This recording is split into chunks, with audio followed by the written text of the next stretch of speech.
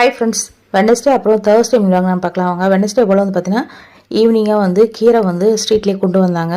நல்லா ஃப்ரெஷ்ஷாக சூப்பராக இருந்தது. 20 ருபீஸாக சொன்னாங்க. அதனால் வந்து பார்த்தீங்கன்னா ஒரு 1/2 கிலோ வாங்கி க்ளீன் பண்ணி வச்சிட்டேன். இது வந்து தேர்ஸ்டே மினிலாகு. தேர்ஸ்டே அன்றைக்கி வந்து பார்த்தீங்கன்னா லஞ்ச் எல்லாமே பேக் பண்ணிவிட்டு அதுக்கப்புறம் வந்து நானும் பாப்பா அவங்க அண்ணா எல்லாமே குளிச்சுட்டு வீடு எல்லாமே க்ளீன் பண்ணி வியாழக்கிழமைக்கு சாமி கும்பிட்டாச்சு. கையோடு வந்து பார்த்தீங்கன்னா மசாலா வேர்க்கடலை பண்ணலாமேன்னு சொல்லிட்டு அதையும் பண்ணிட்டு தான் செய்யும்போதே வந்து பார்த்தீங்கன்னா அவங்க அண்ணாவும் அதுக்கப்புறம் பாப்பாவும் பார்த்தீங்கன்னா 2 பேரும் நல்லா சாப்பிட்டு இருந்தாங்க. ஈவினிங் போல் நாங்கள் டீலாம் போட்டு குடிச்சிட்டு அப்போ வந்து பார்த்தீங்கன்னா இந்த டீ கூட அந்த வேர்க்கடலை சாப்பிடும்போது நல்லா டேஸ்ட்டாக சூப்பராக இருக்கும். யாருக்கெல்லாம் மசாலா வேர்க்கடலை அதுக்கப்புறம் அந்த டீ கூட சாப்பிட பிடிக்குன்னு சொல்லிட்டு எனக்கு கமெண்ட் பண்ணுங்கள். பாப்பாவும் நல்லா விரும்பி சாப்பிட்டாங்க. அதுக்கப்புறம் வந்து பார்த்தீங்கன்னா நைட் டின்னருக்கு வந்து பையன் வந்து வேர்க்கடலை சட்னி தான் கேட்டுட்டு இருந்தான். நான் அந்த வேர்க்கடலை மசாலா வேர்க்கடலை பண்ணியிருக்கேன் வேண்டாம்னு சொல்லிட்டு தான் அவன் ரொம்ப நாளாக கேட்டுட்ருக்கான். சரி ஓகே, கையோடு அதையும் வறுத்துட்டு வச்சுட்டேன்.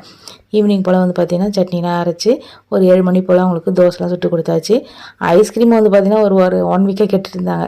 அதனால் அவங்க அப்பா வரும்போது கால் பண்ணி வர சொல்ல வாங்கிட்டு வாங்கன்னு சொன்னால் அப்புறம் வாங்கிட்டு வந்தாங்க. பாப்பா வந்து பார்த்திங்கன்னா அதை சாப்பிட்டுட்டு சூப்பராக இருக்குமா, சில்லுன்னு இருக்குமா அப்படின்னு சொல்லிட்டு இருந்தாங்க. இந்த வீடியோ பிடிச்சா மறக்காமல் லைக் பண்ணுங்கள், ஷேர் பண்ணுங்கள், சப்ஸ்கிரைப் பண்ணுங்கள். தேங்க்ஸ் ஃபார் வாட்சிங் ஃப்ரெண்ட்ஸ். பாய்.